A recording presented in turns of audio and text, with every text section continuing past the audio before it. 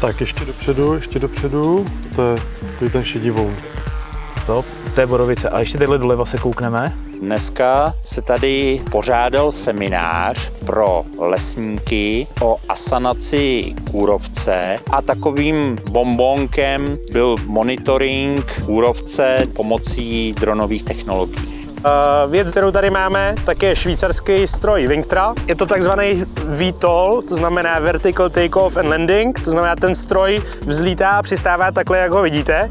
A v definované výšce se překlopí a letí jako letadlo. Jo? Takže pošleme ten stroj do vzduchu.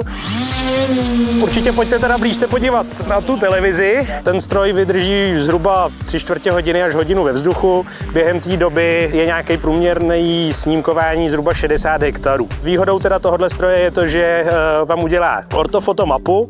Jeden pixel v tom ortofoto tak má 0,7 cm ve skutečnosti. To znamená, ta přesnost je absolutně špičková. Představme si rozsáhlý lesní porost, jeden správce, kolik toho může obejít za den, nemluvě o tom, že nemá ten pohled ze vzduchu. Ten lesník má na starosti třeba 700 nebo 1000 hektarů. No když se kouknete, tak teďko je po dešti. Normálně jsou vidět vždycky tadyhle drtinky, ale ty jsou spláchnutý, těch je tady zbytek. A když se kouknete, tak tadyhle máte prostě závrty od toho brouka. Jo? Ono se mu říkalo zlatonosný brouk, protože vlastně těm lidem tenkrát dal práci. Podívej se, prostě to je prostě všude.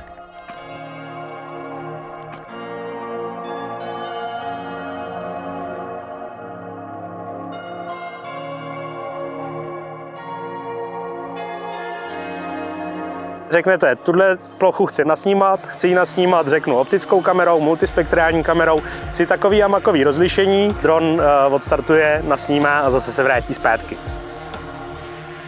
Tohle je aplikace našeho vlastního vývoje, která usnadňuje detekci kůrovce. Vidíme, že dokonce automaticky vyhodnocuje nějaké podezřelé stromy, proto následně lesák musí zkontrolovat dotyčnou vegetaci, dotyčné stromy.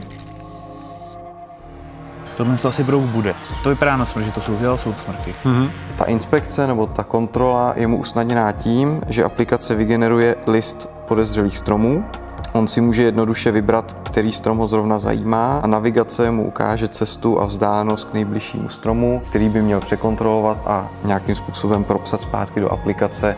Teďko má vloupanou kůru, ale je furt ještě zelený, jo? Takže ještě na nich to furt není úplně vidět, jo? Že opravdu se to najde nějakou prostě abnormalitu v té barvě, kde prostě to není vyloženě jako pěkně zelený, že začne ten smrk jako postupně šednout a pak vlastně úplně ozrzne. Jo, takže na tohle se můžeme jít podívat? Můžeme se na to jít podívat.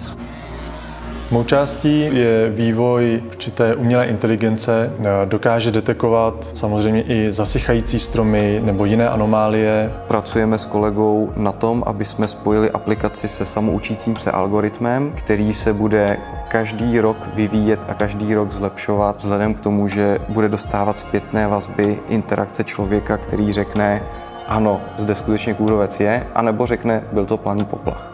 V podstatě se jedná o hromady kódu, které nám poskytnou výstupy ve formě takzvaných pravděpodobnostních map, kde se jedná o obrázek, kde každý bod tohoto obrázku určuje pravděpodobnost, s jakou se jedná o napadený nebo respektive podezřelý strom.